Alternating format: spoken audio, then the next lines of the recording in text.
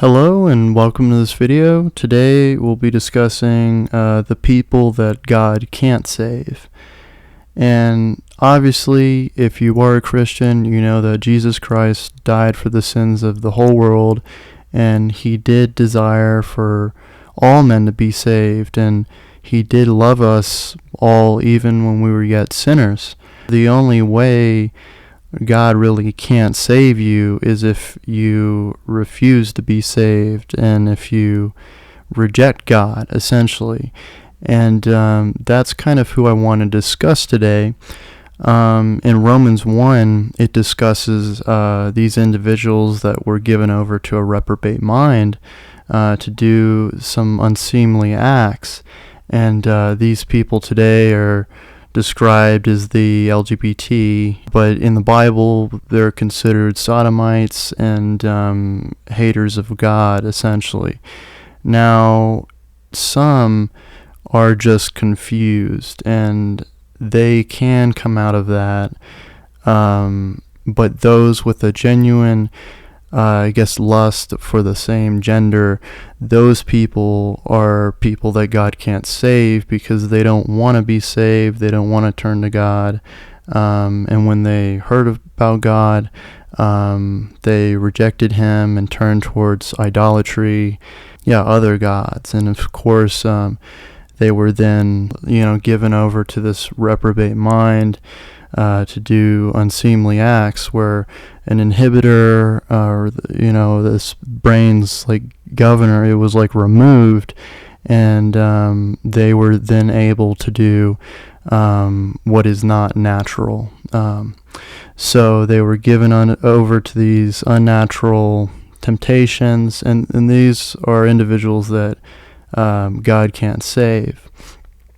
And this really goes hand in hand with the story of many reprobates, because there are people that simply have heard the gospel, then they leave the church, and it makes it manifest that they were not, with the church ever to begin with.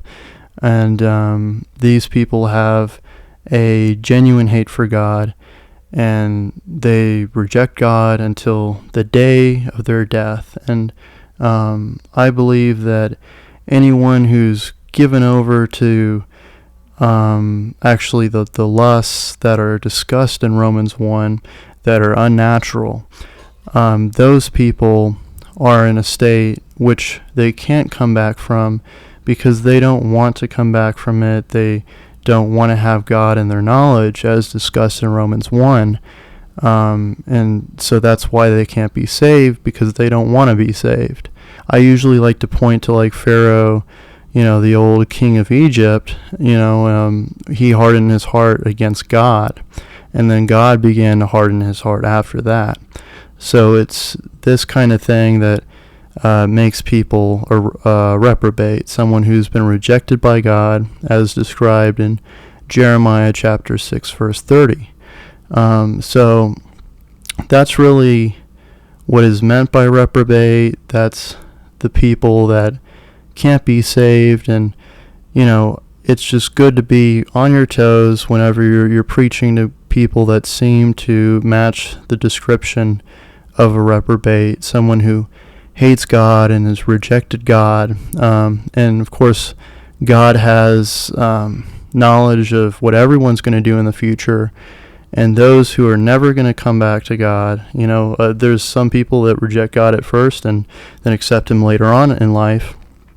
But these are people that will never change their stance, and of course only God knows that.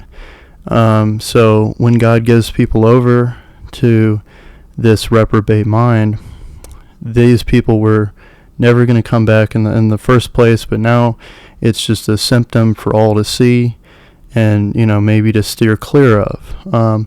Of course, some of these people can be confused, and maybe not all of them are reprobate that you see, as you go on about your daily life. And if you really do want to preach the gospel to these people, you're welcome to. Just know there is a high risk entailed with that, and of course Jesus says not to cast pearls before swine, so it is good to use as much of your discernment as possible before you would engage in something like that.